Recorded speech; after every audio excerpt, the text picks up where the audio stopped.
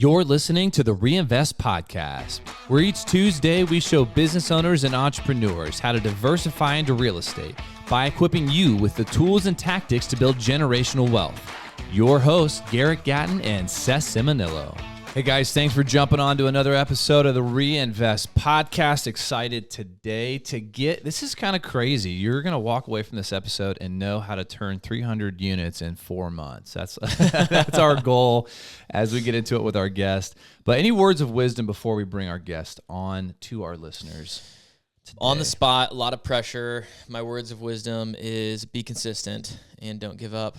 And we were just talking about this actually right before we hit record. We're almost 4 years into this podcast, which is actually kind of crazy. I don't know, 4 years is just, that has blown by really fast. This is a really disgusting kind of statistic, but I think when we were reviewing the end of the year, if somebody wanted to drive for 10 hours, they could listen to our episodes nonstop. We have more than that. So I do not advise that because I wouldn't even do something like that. But that gives you a frame of reference for how long I've been doing the podcast. But we're very excited today. We're going to bring on our guest, Kent Ritter, Indianapolis guy, a hop, skip, and a jump from us. I can't say over the pond, but over the border in Indiana. We're excited to have you here, man. Hey, guys. Yeah, thanks for having me on. I'm excited to be here. It's great to meet some fellow Midwesterners who are crushing it in real estate. And another podcaster, right? So you're the host of the Ritter on Real Estate?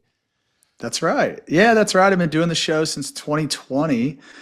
Long time now. I couldn't tell you how far someone could drive listening to my content, but yeah, probably to California.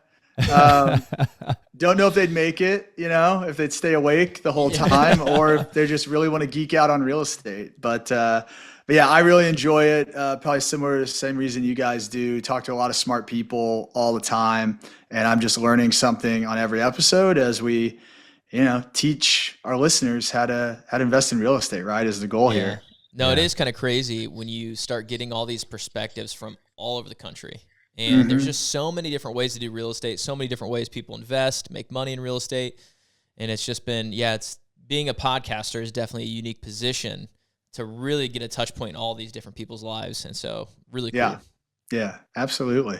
What's been one of the driving, just on the podcast thing, then we'll get into kind of how you got into real estate and why we're even here today. But what's been one of the driving reasons that you've been so passionate about trying to educate people? That's a really good question. And passion's the right word. It really has become a passion for me. It started really personally. So a little bit about my story is I had another business, completely unrelated to real estate. And I sold that business in 2015.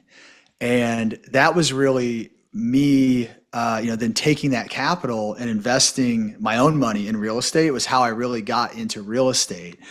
But what I was very lucky to kind of have that path. And the way I found that path, because originally, when I was going through the process of selling the business, because it took about a year, so there's a lot of prep, and I started to say, okay, well, what am I going to do with the cash afterwards, right? And I really didn't know. I had been a really active stock investor for a long time, since I was like 18, but that was really all I knew. And so I wasn't familiar with real estate, but I started asking guys that were older, wiser, richer than me, like, what do I do after I sell this business? And I kept hearing, invest in real estate, buy real estate. So I'm like, okay, there's something here. I got to learn about this, right? And this was, let's say 2014, 2015. There just wasn't the amount of content that there is now, right? There were a few podcasts out there. There were books, of course. But I really had to go searching to learn, okay, how do you buy real estate and talk, meet people in person, talk to them. I couldn't just sit on YouTube, right, and listen to a bunch of content. Did anybody ever direct you to Carlton Sheets? Carlton Sheets. It's probably too far ago. Yeah. That was a name that was like the OG guy educate, but he was like the infomercial version. Yeah. Interesting. His content was on tapes, if that gives you a context for how long we're talking. I gotcha. But the main theme of it, without going too long into my story, is that I felt like I had to work really hard to find out about real estate, and I had to do it through a bunch of trial and error on my own investments as well. I mean, because from 2000, and I started investing in real estate before. So let's say from like 2013, but really going more full time in 16, then to 19. So for about 6 years, I was investing with my own money, making my own mistakes, and made a bunch of them, right? And just different like asset classes I bought that I wouldn't buy again, or strategies that I wouldn't do again. And so I just felt like I had a lot of lessons learned. I felt like there wasn't really a place to easily learn those lessons for others. And it really became a passion of mine, because I felt like I was a pretty savvy investor. Like I really literally went to college. I got a finance degree and focused on investing as part of that. And nobody taught me about real estate in that whole time. Wow. That's kind of wild. Yeah, it is kind of wild. Yeah, it is. And so anyway, that was the whole kind of genesis of this, of like, it became this passion of mine of like, wow. Because all that to be said, I also had some really big wins in real estate. And I mean, some of them were really life-changing. When you start to, double, triple your money in a couple of years, like, you can't do that in the best years of the stock market. And so it was like, wow, other people need to know about this. I started talking to my friends about it, and like, they didn't know anything about real estate, and so it's like, okay, well, let me educate you, this is why you need to be doing what I'm doing, that kind of thing. Right. And so that was kind of how it all started. Honestly, it was like, people need to know about this. There weren't a bunch of good channels to teach people about it. And so I was like, well, let's see if I can just help a few people avoid the mistakes I've made and start investing in real estate, because I think it's going to have a positive change in their life. Now, that was really the simple start of it. Yeah. What's interesting about the democratization of information over the last probably 15 years, and different industries have, on that timeline, I think, opened up on that spectrum. What's interesting is nobody has an excuse not to do anything anymore.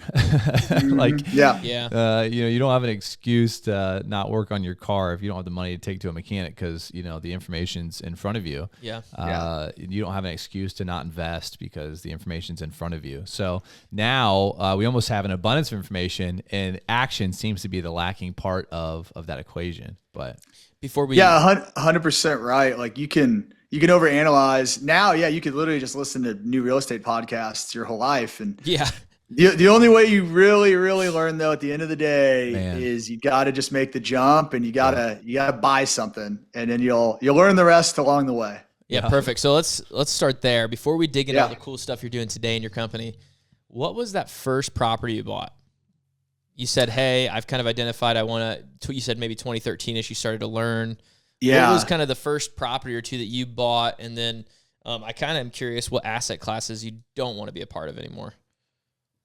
Yeah, good question. So I'll tell you the very first thing I was buying, where we were, me and two buddies from college were flipping houses. That was the earliest stuff we started doing. But the first multifamily I bought was a 29 unit. It had a gravel parking lot. It was an old roadside motel. Okay. It had this really weird design where it had garages on the ends, like the end caps of the buildings. And I was like, hey, I think we could turn these into units. And we did. We turned it from a 29 to a 33 unit, which was the big value add. We renovated all the units, but yeah, when we bought it, it was rough. Like no gutters. Gravel parking lot. Couldn't even get Freddie or Fannie to look at the loan because of the gravel parking lot. So, wow. It was, but the thing has been just a cash cow for us. It's been awesome. So that was the first one. We still own it. We're actually going to sell it this year, but we've owned it for 6 years. Very cool. And it's just gotten to the point where it's just too small now that we've grown, and now that we're buying 300 unit properties, it just doesn't make sense to continue to manage a 30 unit. So what were some of the asset classes that you bought early on that you would say now in your career, hey, this was not a good fit? Yeah. One is, and this is just me, it's not everybody, but one is definitely house flipping, right? If you're getting in real estate as a passive activity, house flipping is the exact opposite of that, right? It is 100 hour a week or more day job, and you gotta be good at it. You gotta have good contractor relationships, or you can lose a lot of money real quick. Yeah, I like the people who do it as a side project and they already have a full-time job and they think, oh, we'll just do this for some extra income. Right. But to your point, that's who we were. They just tricked themselves into another full-time job, and it took them a year to flip the house. 100%. And we had some good wins. But really what was difficult was we couldn't scale it. So we tried, we were doing well, doing one at a time. And they were like, heck, this is going well. Let's do 3 or 4 at a time. And that was when it just became a very difficult process because one of my friends was a very good general contractor, but he could only do one at a time. So when we started bringing other general contractors in, that was when things really just margins eroded, and it just didn't make sense. And it wasn't what I wanted. It wasn't scalable. That also led to just buying single families and duplexes, because some of those flips we kept, and we started renting them out. Yeah. Then we started buying other singles and duplexes, but we got up to about 12 of them. And, you start to realize what property management is at that point. And that is also very not passive if you're managing yourself. And the problem with a small single family portfolio is if you want somebody to manage it for you, you're going to pay them 10% of your revenue off the top. Right. And it makes the return. It just pretty much kills your returns. And so we were managing ourselves. And just even with only having 12, we're at the point where it was constant phone ringing about stuff going on, or, water heater went out. Okay, there goes 6 months profit, right? Because there's just no scale. Right. And so really, as I learned, and I got great mentors, what I learned about real estate is it's about building scale. And I also bought notes for a while and built out like a debt portfolio, but that again, just wasn't the right kind of.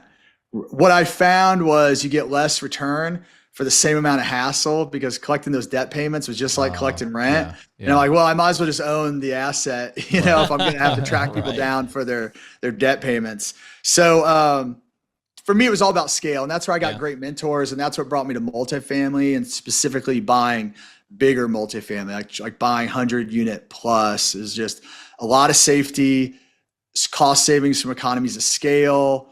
Like the property we're acquiring right now is 300 units. It's 96% occupied. Is this Indiana or Ohio? This is in Indiana. It's in Westfield, Indiana, which is a super fast growing market. It's actually where I live.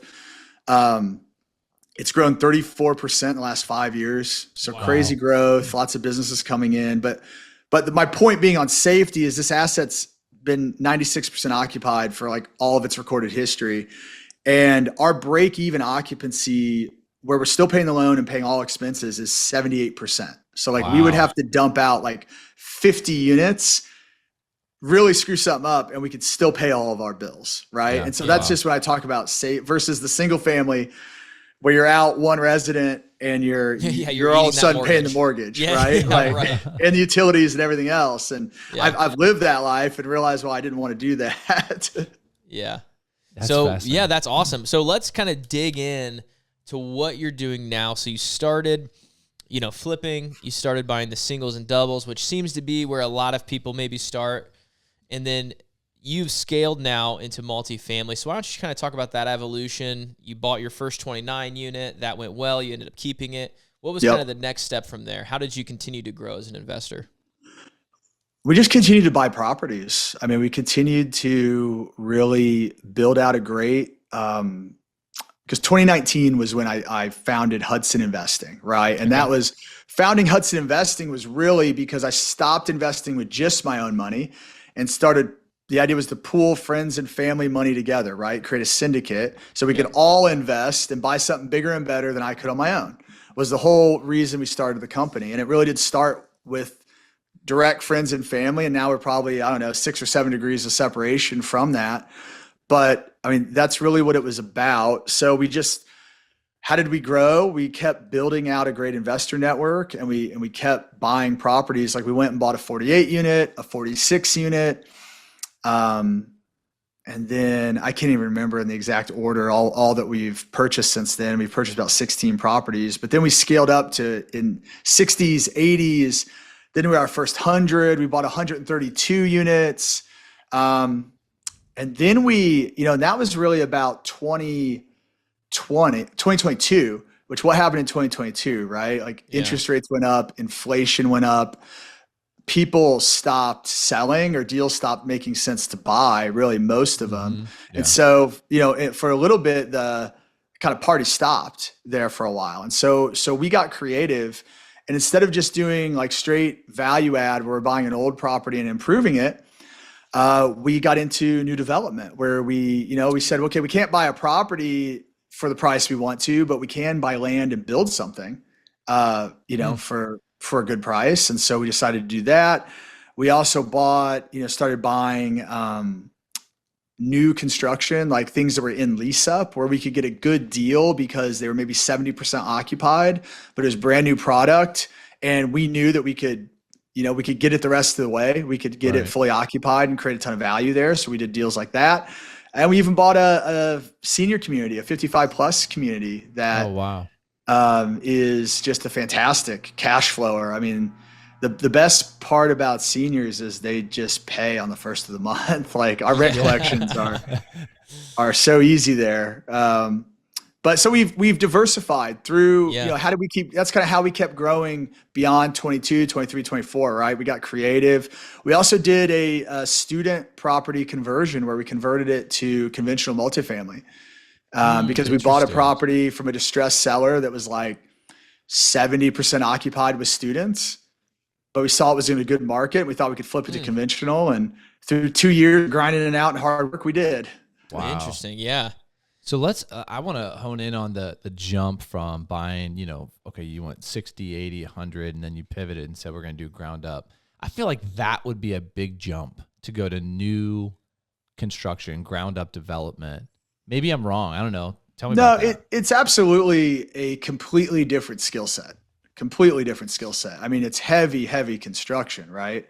But also just entitlement, develop all these things. So, it was something that was very opportunistic for me because we owned 48 units and there were an empty 4 acres. There was a field next door. And so he said, wow, if we could turn 48 into maybe 128 units, which is what we did, that'd be a great value add, right? And so that was how we got into it, was figuring out who owned that land, finding him, spent about a year creating that relationship to be able to do that. But the short answer is, I'm very much aware of what I know and what I don't know. And I knew that I was not an expert in development. So through that whole process, I hired great people, consultants, contractors, to help me through each part of that process, whether it was, entitling the land and rezoning and platting, whether it was, getting, TIF financing. So financing, from the town where they could help chip in actually, to the project because it was going to benefit them as well, to actually building the project and then kind of overseeing the project. I just hired good people along the way that had that skill set to supplement what I didn't know.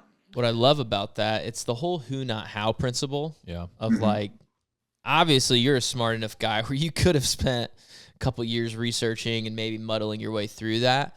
But man, find the who, and then you just plug all the pieces together. And so, that's right. Sometimes we're pretty dense as investors and try to like do it all of ourselves, but you got to keep reminding yourself. So like, man, there's people out there that specialize in this stuff. There's people out there further along than you are. And even if we're talking about mentors, finding that right mentor, finding that right teacher, it's the who, not how. It's going to accelerate your growth, and you're going to get a lot further and faster than you ever thought you would.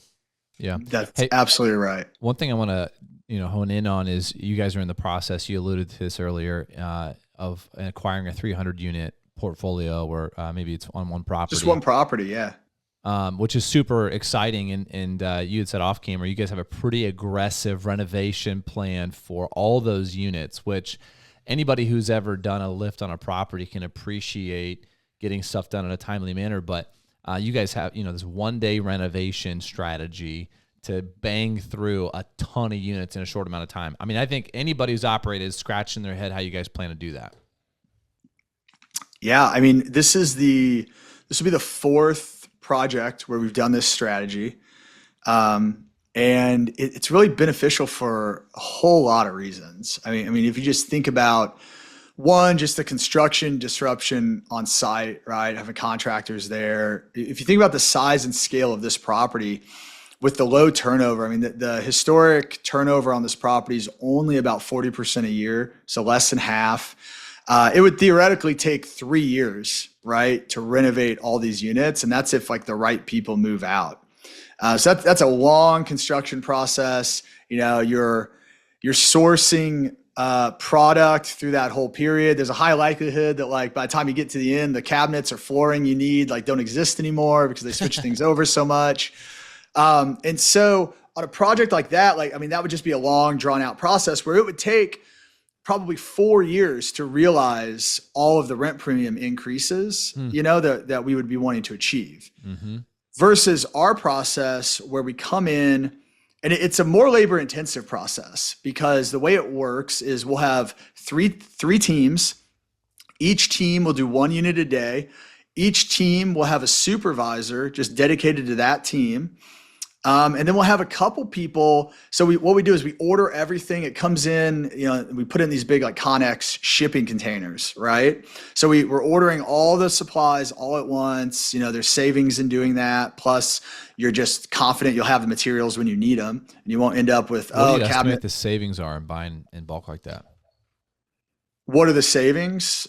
Yeah. Do you guys have a percentage you hope to achieve in doing it that way? I mean, it's typically probably about 15% or so as you're just buying, if you're at the it depends how much you're buying, but at the 300 level, right? And so, yeah, you get some savings on material. There's also just the speed, you get savings on material, you spend a little bit more on labor, but the speed is what really drives it. I mean, the speed to get it done and the fact that the way that we go about this process is, you can't raise people's rent when they already have a signed lease, right? So we're not going mid-lease and saying your rents are going to go up. So some of these people are going to live in these units, a lot of them, right? While they still are paying the same price. But we're just really upfront with people. We'll hold a town hall, talk everybody through it, show what the after product's going to look like. And then we just tell people like, hey, we're going to invest, for example, on this property, $10,000 into your unit. We're going to, replace your linoleum countertops with quartz. We're going to cut down your bar top that you hate because you can't really use it and make a big island. We're going to put LVP flooring in. Everything we're going to do, right? So the tenants are staying in place while this remodel's happening? Yeah. It's occupied. So the tenant will, basically they give us the keys about 7 a.m. and we'll turn the unit back to them about 6 p.m. That's insane, dude. That's so crazy. And it's, it's really very doable. Like there are logistics to figure out, but it's not like we're not doing brain surgery. It's like you just have to coordinate well with, and have the people that can kind of do it. So we have like 2 guys that are pickers from the Connexes, like with their little forklifts, bringing things back and forth. They put everything that's needed in the unit right out front. The guys grab it. On this property, we're not even we've done cabinets as well, ripped out cabinets, put new cabinets in the time frame. We're not doing cabinets because this property has great cabinets. So it's really, you're putting some light fixtures in, you're putting hardware on the cabinets. We're doing some flooring. Biggest thing is the countertops, but these units are already in great shape. So the nice thing is they don't take much. And so we're confident we'll get this done. The schedule's 4 months. I'm saying 6 months to build in some buffer, but we'll knock out 3 units a day is the goal, and be in and out of it. And then you don't see dips in occupancy, right? I mean, one of the biggest ways to lose money, right, is have a unit down for 3 weeks while you're turning it. Yeah, it's almost a month of revenue loss. We don't see that. We also find that most people, after they've lived in a nicer unit, like staying in the nicer unit. So most people stay. We really don't see big turnover increases. Just get in and out and be done with the project and get the renewal or get the increased rent premium on every new renewal. So it only take us 2 years to get the full rent premium instead of 4 or maybe 5 on a historic kind of standard process. Wow. That's impressive. Man, well, I bet the tenants are loving life. I mean, they get to stay.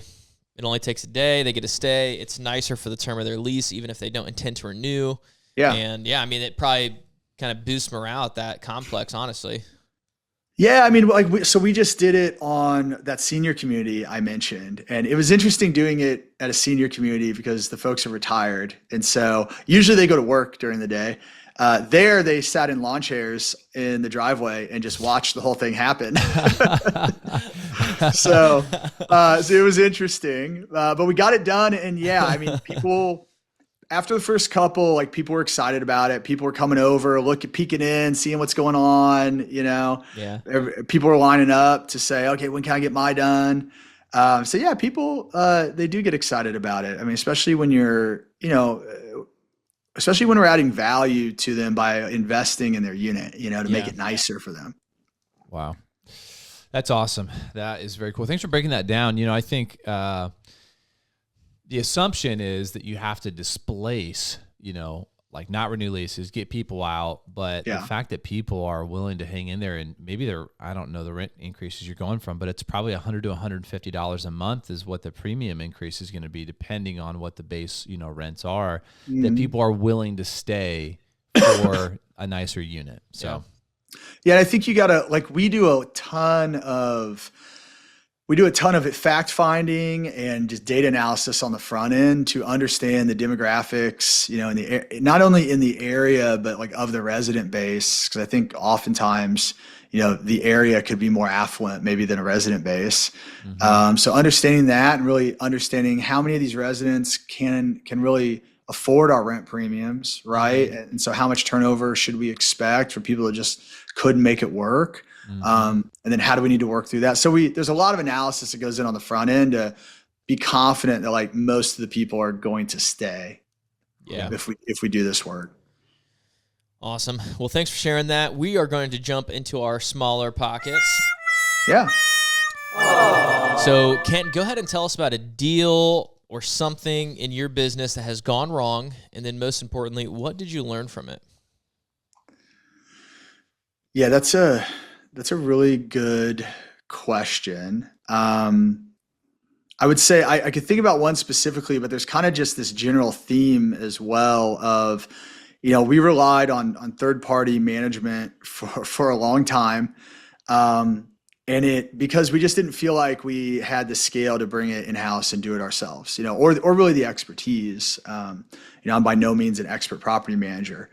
And, there was a couple things that happened along the way where we just have the managers, spending absurd amounts of money without us knowing, and you're kind of finding out on the financials, right? Or just mismanaging the property to where we felt like it was just always this whack-a-mole situation, right? Where one fire goes out, another one pops up, we never could really get ahead of it.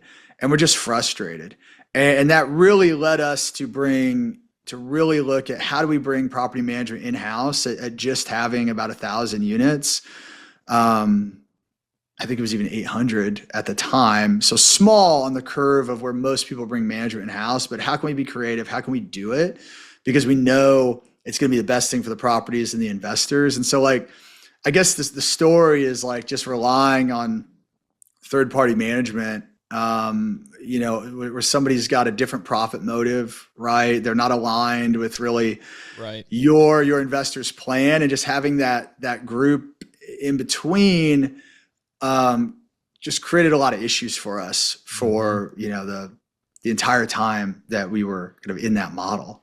Did the experience with the third-party management company or companies that you were working with exceed what you had budgeted for that management?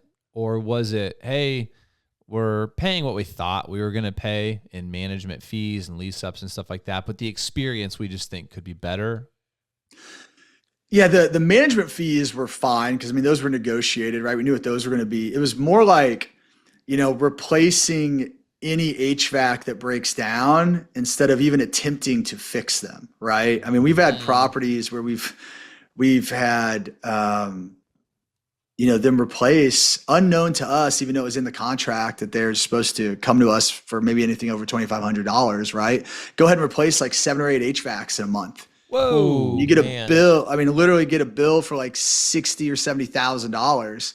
You're like, what? Where'd this come from? Yeah. Wow. Surprise. It's like that kind of stuff. Well, and then the they just property didn't management care. company too, if it's their subcontractor or whatever. I mean, they have a 15% markup, Man, right? Or whatever that would be. Here's the thing that's become so surprising to me is how many of the contractors we were using turned out, and this is across cities, across the Midwest, we have property, same property management company, but contractors ended up being related to the managers. Like there were 3 situations in 3 different cities where the contractor they were using was actually related to them.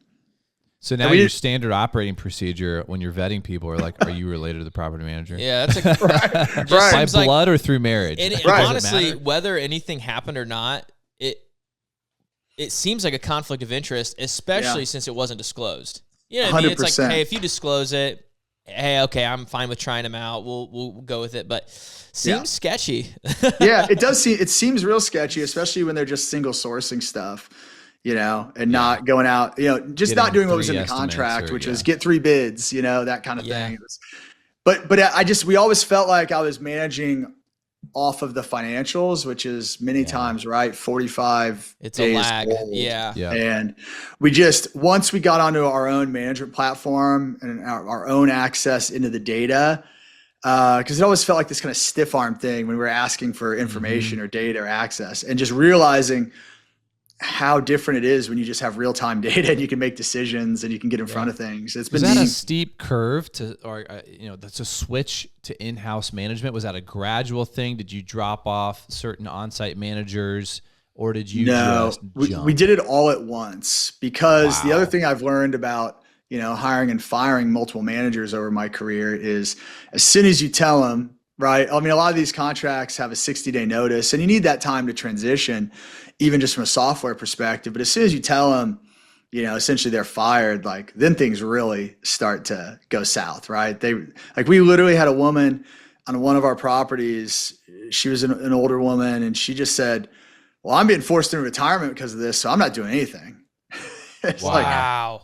I know, it's just wild, like brazen stuff. It's like, I'm sure you were working real hard before that too. Yeah. But, but it's just so, in my mind, that was why we had to do like a big bang, because if we let them know on one property, I think everything would have gone south on all the properties. And I think it would have been maybe a faster bleed. We were in a slow bleed. It would have been a faster bleed over like 6 months if we tried to phase everything in. So we said, we're doing it all July 1st. Here we go. So you've been, what's been I guess, besides maybe having immediate access to the data, I mean, what's been the biggest benefit of bringing property management in-house? What have you guys seen now that it's been about a year? Yeah, I mean, just the ability to be able to make faster decisions, have better access to the data, like we said, to make better decisions, but better decisions quicker. I mean, really stops a lot of things that shouldn't be fire drills from becoming fire drills, right? We are still like, it's just as you overturn rocks, right? You just find more and more stuff. I mean, there's still things we are finding that we're not even aware of, whether it's vendors coming out of the woodwork or whatever, that we're still cleaning up now, 8 months in. But just kind of feeling like, okay, it is coming to an end. It has slowed down, and we'll have everything in front of us.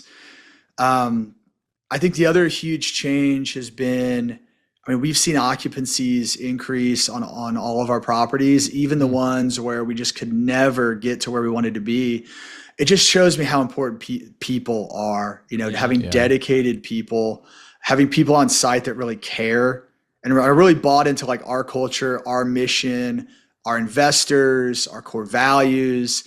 Like, we've just seen a lot of improvement, whether it's in like reputation things like ratings, reviews, or just occupancies. It's just so critical to have that good culture that's really bought in, and it's really hard to get that by hiring somebody else. That's awesome. What property management what property management software are you guys using for your company now? We use Yardi for our main system. Okay, and you do. Okay. Yeah. Yeah. And that was really because that was like I said, like I'm not an expert property manager. So when we started a property management company, I hired a couple fantastic ladies that each had about 30 years of experience to really run the show, and a gentleman who's got 40 something years of maintenance experience to run maintenance. Yeah. And then we hired folks under them. So it's like, that's what they were all familiar with. And so I said, well, why upset that? It works fine. I've used others. They're all okay. So we use Yardi, but we also leverage a bunch of other tools like Elise AI is a great one that is kind of an AI driven leasing, collections, renewal platform. That's been meaningful for us for sure on collections and on renewals. Cool. So we're just using a ton of different tools and trying to lean into AI as much as we can and, make that meaningful. Yeah, I've been just kind of researching other softwares recently because we use two different softwares currently, and we're kind of wanting to bring it all under one. So yeah, it's been interesting trying to just figure out what other people are doing. But we're using Yardi Breeze specifically for our mobile home park management. Yeah. That's kind of like their MHP product. So it's been interesting. Don't know how I feel about it yet, but there's always so much to learn with these softwares. So yes. All right, awesome. We're gonna jump into our little nugget. All right, Kent, part of our show where you've given us a lot of really great tactical stuff here, but I want to pivot. What's something that more personally, the way that you conduct yourself in your business that's been fundamental for the success that you've seen? Yeah, good. That's a really good question. I'll give you a really simple, easy to implement one. As we've just continued, the business has continued to get more complex, right? And there's more, especially as we were like 2 or 3 months into property management, there was still a lot of fires we were putting out, right? It said, wow, we really have to continue to stay focused on the big things, right? There's a lot of urgent, but like what's important. Mm-hmm. And so we implemented this thing called 5 to Thrive. And so what it is super simple. Everyone, every day identifies it doesn't have to be 5, it could be 3, but it's what are the non-negotiables that have to get done today because these things move the needle outside of all the emails you get and everything else that can happen, right? What are the things that you can't go to sleep today until these things get done? And we did it throughout the entire organization. And it's been just cool to see people be like, hey, you know what? That was really helpful. Yeah. Like it really helped me just spending 2 minutes a day to say like, wow, what's really important. Right. And keep focused on that and be able to refer back to that when your day gets crazy. Just a small little thing that has a big impact. So I love that. I kind of have like a similar thing for myself that I do, a list of 5 things that I try to do every day. Yeah. That I know if I get those done, it wasn't a wasted day. I move things forward. Implementing that over an organization though sounds a little different. Sounds hard. Do you guys hold each other accountable to that? Is it more of just like it's out there, you guys are self-accountable to create those lists daily, or do you guys have a rhythm to remind people? Yeah, it's definitely always an evolution, right? And it falls off, it comes back on, and it's my job to make sure from the top we're reminding, but we wanted to keep it really simple. We wanted to make it easy for folks. And so we use Teams like as our company, like Slack or whatever. Yeah. We use Teams as our company communication. And so we just created these Teams channels for this purpose, like with different groups or different like actual teams of people. We'll have a different channel where they all report up to one manager and they all put it in there every day. Right. So my direct reports put it in one, then their direct reports and all that to try to just keep it. And I don't care if you do it on a Post-it note and take a picture of it or you type them in there, however they get in there. But the important thing is that you check out at the end of the day as well. So you kind of check in and check out. You check out and you cross off what No, I you've love gotten that. I accomplished. love that idea. What was the tangible observation that you saw after a couple months? Like, so people are getting in the weeds. That's the symptom. Man, there's a lot of busy work. It's the urgent stuff. You implement this, 3-6 months goes by. What did you notice symptomatically as the change in the organization? Well, one, I noticed that, things started improving, like metrics, like tangible metrics started improving, right? Where, we took over management and like I said, because the prior manager was a lame duck for like at least 2 months before that, you're kind of coming in, you're cleaning stuff up, you're starting a little bit of a hole. It's kind of a take one step back to take two forward situation, right? So, and I don't know how much it was Five to Thrive, but I think it had something to do with it. But, after Q3 was a lot of just cleaning up. Q4, we actually started seeing improvements, and so I think it was part of that. What was really cool for me personally as a leader who just can't be involved at every level of the organization every day was it's an immediate check of alignment with your direct reports. Yeah. So do you agree that the 5 things that they have on their list are the 5 most important things that they should be doing? And it allows for an immediate correction if not, where I can say, hey, what about this? I really need you to focus on this today. Yeah. And change their list up. And I think that's been powerful too.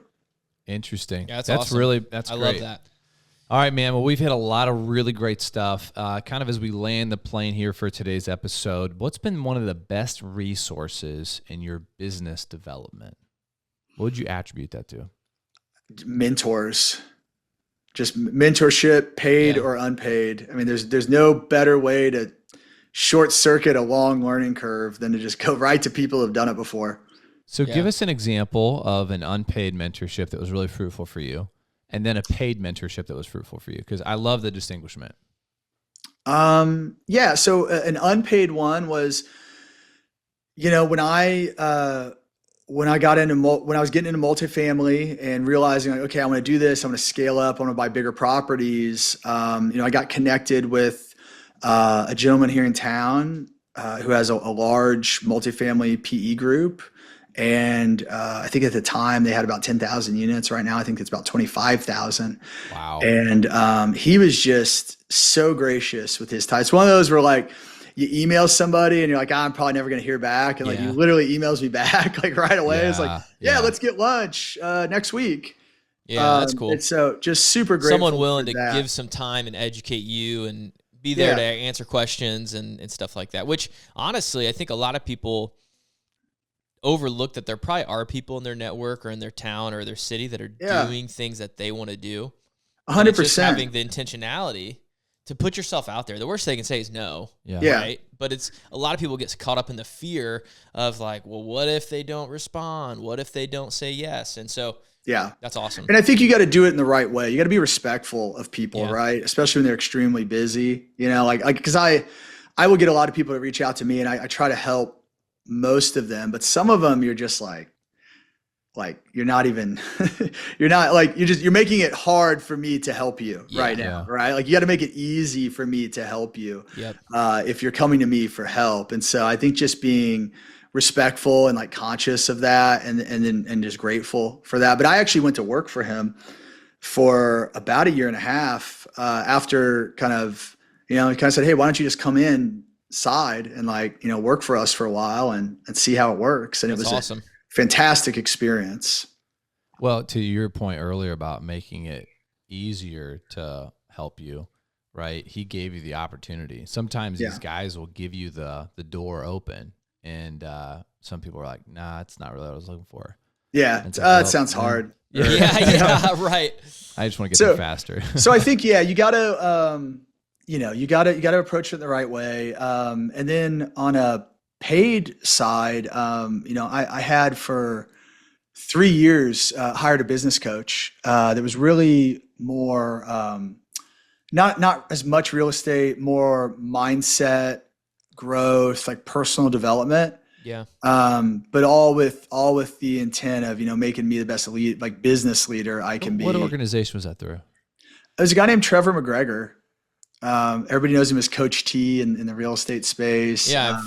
He's a great him. I think when I went to Best Ever conference, his name he's was usually mentioned. there. Okay, yeah. I was like, man, that sounds so familiar. We went a few years ago. Yeah. Awesome. He's a fantastic guy. He's just an amazing human, but also just he was like a Tony Robbins platinum, like the highest tier of coach under Tony Robbins, like learned directly from Tony. Gotcha. A lot of his things come from Tony, but he's taken others, and kind of blended it together. He's actually where I got Five to Thrive from. Oh, okay, cool. Very cool. Because I've been using it personally for years. I said, man, this could help the whole company. So yeah, I mean, but that was a fantastic experience and growth for me on both accountability, but also direction and just getting your values aligned. Like just so much of the work you have to do personally, I think, to go out and be a good leader and good business leader. Yeah, what's crazy is, if you're really going to scale something or grow something, the first step is to look in the mirror.